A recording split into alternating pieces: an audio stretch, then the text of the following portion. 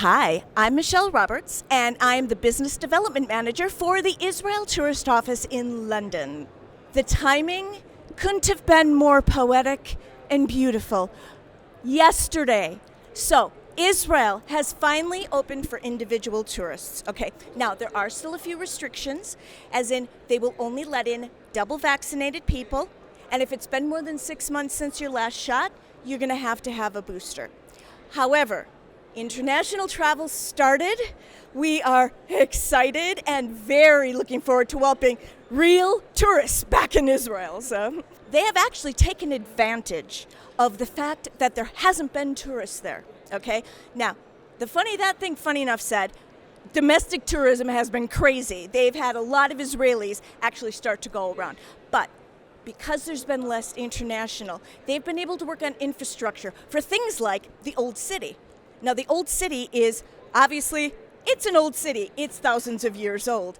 But they've worked really hard to make it more wheelchair accessible. So people with mobility issues will now be able to go around the Old City easier than they've ever done. We've also had hotels opening. We've had the brand new Six Senses Shaharut, which opened just at the beginning of August. We have a couple other, the hotel industry has just kept going during the pandemic. So there is a lot new. But what we find is that it's going to still be the combination of people wanting to go having the culture and the partying and the food, but it's also a great place to do outdoor activities. One of my most unforgettable experiences when I was there is a place called Masada. Now, Masada is mentioned in the Bible. It was the home of King Herod's Winter Palace. So, over 2,000 years ago, they built a palace on top of a mountain next to the Dead Sea, but it had swimming pools. Okay, there is a long history for this particular site because it's where the Jewish zealots escaped when they didn't want to become Roman slaves. There's a whole story, but it's fascinating. And to go up and see the archaeology and then see the gorgeous views over the Dead Sea, it is one of my favorites, okay? At the other end of the spectrum, there is a place called Machane Yehuda Market in Jerusalem, okay?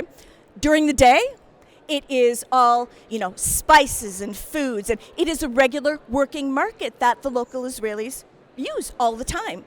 It's great for tourism, but it's also used by the general population. Well, at night, the food goes away. Well, there are still restaurants, but basically it turns into a giant pub crawl. I had one of the best nights of my entire life at that market. I do remember it. I don't know how, but it is just always understand that no matter how sacred and spiritual Israel is, you can still have a very fun time while you're over there. This has been, and the reason it's taken so long for Israel to open the doors is because exactly of this. They want to make sure their population and anybody who visits is as safe as possible. Now, nobody's getting into the country unless you've been double vaxxed. If it's been more than 6 months, you have to have a booster. So they're making sure that when people come into the country, they do not have the virus. But locally, they have, first of all, everybody has had to have somebody appointed for safety. So all the hotels, everything, they have somebody on staff that will make sure there are masks, there are things. So it's a very safe country over there, and safety is a real important issue with Israel. So I would have no problems. Seriously, it is so wonderful when you're over there, and they will make sure everybody's as safe as possible. Okay, first of all, November and December are my favorite months to go. The reason for that is because I'm one of these weird people who doesn't like it when it's really hot. See, the temperature goes down a bit, and it makes it a lot easier when you're doing walking tours through the Old City and stuff like that. Now, I know I'm weird. I know everybody seems to love the hot weather except me, but November and December. But not only that, you have festivals. In the Old City, they do this entertainment in the evenings that they, throughout the month of December, they'll have all these fun activities. If you go to Haifa, Haifa is probably the most integrated city in Israel, and Haifa has a festival of festivals where they celebrate everything. They celebrate the Muslim holidays and the Christian holidays and the Jewish holidays. So it's like this festival where everybody comes together and just celebrates what they are. But the last thing is the fact that it's still really nice, okay? Especially November. The weather is still, think about British summertime.